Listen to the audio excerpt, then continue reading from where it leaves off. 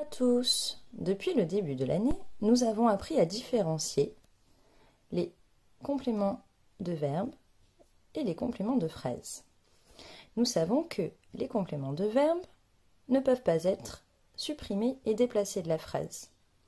Ils répondent aux questions qui, quoi. Dans ce cas, c'est un COD, complément d'objet direct. Et lorsqu'ils répondent aux questions à qui, à quoi, de quoi, c'est ce qu'on appelle un COI, un complément d'objet indirect. Et pour les CM2, vous le savez, lorsque le COI accompagne le COD, on l'appelle le complément d'objet second, COS. Nous connaissons aussi les compléments de phrase. Ceux-ci peuvent être supprimés et déplacés, le plus souvent. On sait aussi qu'ils répondent aux questions où, quand et comment. Aujourd'hui, nous allons nous intéresser de plus près à ces compléments de phrase, que l'on appelle aussi des compléments circonstanciels. Pour cela, nous allons partir d'une phrase d'exemple. Panoramix a préparé de la potion magique. Le verbe dans ma phrase, c'est « a préparé ».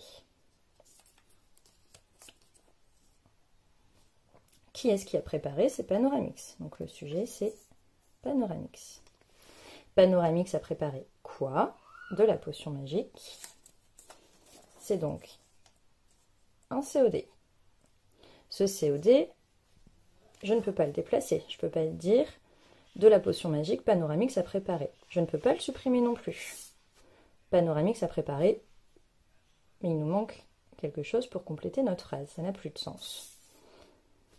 Maintenant, nous allons voir que nous pouvons utiliser des compléments de phrase, qu'on appelle aussi des compléments circonstanciels, pour enrichir cette phrase. Je vais prendre par exemple le groupe nominal dans la forêt. Ce complément de phrase, je l'ajoute. Dans la forêt, Panoramix a préparé de la potion magique. Je peux le mettre en début de phrase, mais aussi à la fin de la phrase. Je peux donc le déplacer. Panoramix a préparé de la potion magique dans la forêt. Dans la forêt répond à la question où. C'est donc ce qu'on appelle un complément circonstanciel de lieu, que l'on va écrire CCL.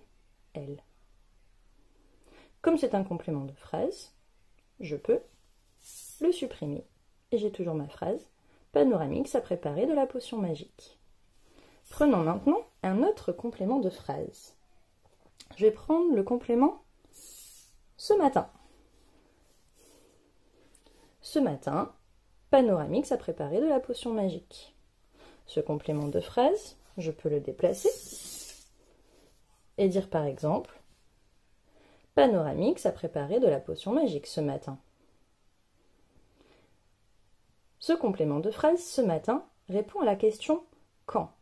C'est donc ce qu'on appelle un complément circonstanciel de temps que l'on va écrire C, C, T. C'est un complément de phrase, donc je peux le supprimer. Et je reviens à Panoramix a préparé de la potion magique. Je peux maintenant rajouter encore un autre complément de phrase, un autre complément circonstanciel. Je vais rajouter par exemple le complément rapidement. Rapidement, Panoramix a préparé de la potion magique. Ce complément circonstanciel, je peux aussi le déplacer. Panoramix a préparé de la potion magique rapidement. Rapidement répond à la question comment, de quelle manière. On l'appelle donc un complément circonstanciel de manière que l'on va écrire C, C, M. Et je peux également le supprimer. Et je reviens à ma phrase. Panoramix a préparé de la potion magique. Donc pour récapituler, les compléments de phrase, on les appelle également des compléments circonstanciels.